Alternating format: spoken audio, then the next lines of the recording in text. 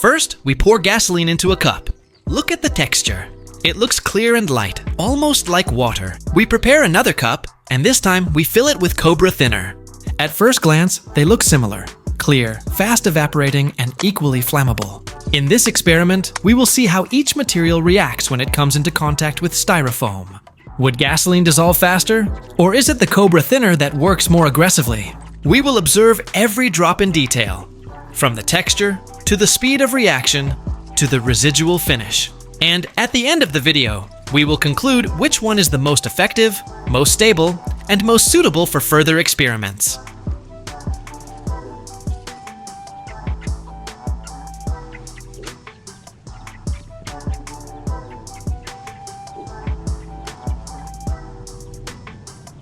As it turns out, the results are completely different from what we thought. As soon as we put the styrofoam into Cobra thinner, everything dissolves immediately.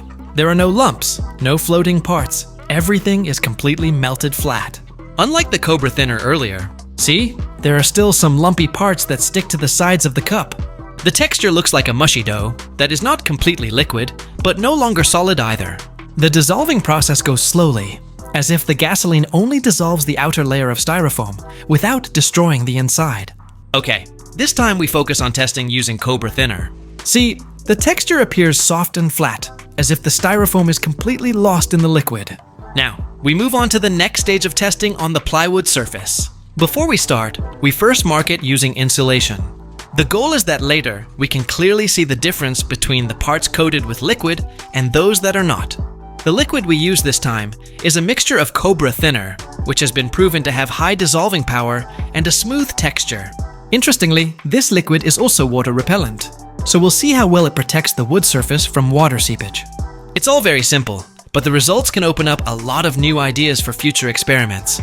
Let's see together how this liquid reacts when applied to a wooden surface. Now let's try again this time, without using insulation. We apply this liquid directly to the entire surface of the plywood. See how the texture spreads. Smooth, even, and quickly soaks into the wood grain. As the brush moves, it appears that the surface of the plywood turns shinier, as if forming a thin protective layer on top. With no insulation boundaries, we can see the complete coating from end to end, all perfectly covered. And this is what makes it interesting, that even though this liquid appears to be lightweight, it is surprisingly strong in adhesion, leaving a smooth and waterproof surface. This result is perfect if you want to protect the wood surface from moisture, without the need for complicated additives. On the left side, this is the part that we insulated earlier, the boundaries are clearer, the surface looks cleaner and tidier. While on the right side, the part without insulation, the layer is evenly distributed throughout without any dividing line. Now let's put these two pieces of plywood in the sun. Pay attention, one that has been insulated and one that has not. The sunlight will work slowly. Now we will make natural paint from Nescafe. Take 2 sachets of this Nescafe and pour them into a container. Look at the colors coming out. Warm, rich, and ready to give our wood a unique touch. Next, we will add a little PVC glue to our mixture. Just 1 spoonful. Then put it in a container. This glue will help the Nescafe paint adhere more perfectly to the wood surface, while giving it a smoother and stronger texture. Now we add a little alcohol to the mixture. Just enough to help this dough mix better and have a smoother texture. Next, we stir this mixture using a spoon. Notice how the Nescafe, PVC glue, and alcohol begin to blend together into a smooth, thick paint mixture.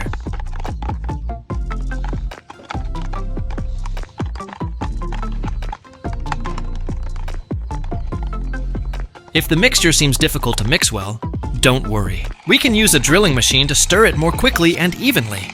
See how the round drill makes all the materials. Nescafe, PVC glue, and alcohol into a smooth, thick, natural paint mixture ready for application. It's a simple trick, but the results are much more maximized.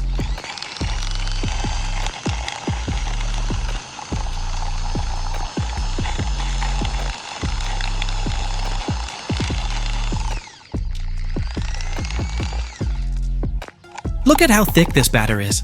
The color is so rich and warm. Every movement of the spoon or drill makes the color of this Nescafe even more vivid. featuring textures that are ready to give our wood a unique touch. Now it's time to apply this Nescafe paint to the plywood pieces. Slowly pour it out, noting how the thick, warm color clings.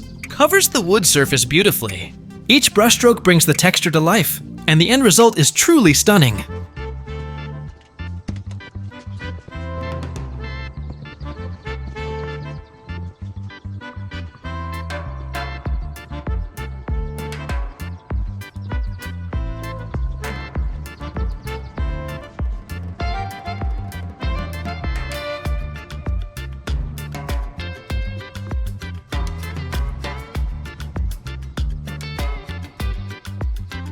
Now we also dry the plywood pieces in the sun.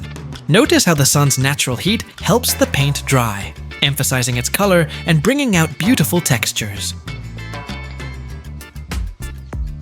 Now it's time for us to test the plywood pieces that we have coated with thinner Cobra liquid.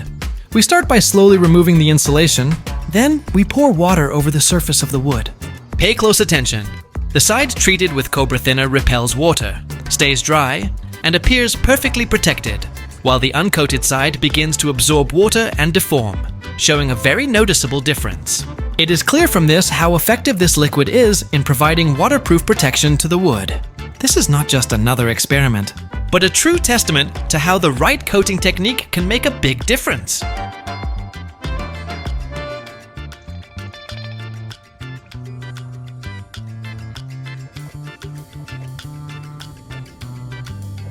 Now we test a piece of plywood with no insulation at all of which have been coated with Cobra thinner liquid. Let's see if it really is waterproof. Notice how the surface repels water, stays dry, and is fully protected. Now we see a piece of plywood painted with Nescafe, alcohol, and PVC glue. Turns out this paint isn't completely waterproof, but the advantage is seen in its smooth and rich texture, giving the wood a beautiful natural look. Now you're curious, right? What if we mix the paint mixture from Nescafe with water-repellent thinner Cobra? Let's see if it will retain the natural texture of Nescafe while gaining the water-repellent effect of thinner Cobra. This will be a unique combination that will definitely be interesting to watch. Okay, now we start applying the paint to the other pieces of wood. You can see that the texture of the Nescafe paint is truly outstanding, smooth, rich, and natural. The mixture of the two mixtures really works, giving the wood a unique and beautiful touch. This proves that a simple experiment can lead to something amazing. Okay, before we end, don't forget to leave your mark here, like, comment, and subscribe so you don't miss out on the next exciting DIY experiment. Thanks for watching. See you in the next DIY project.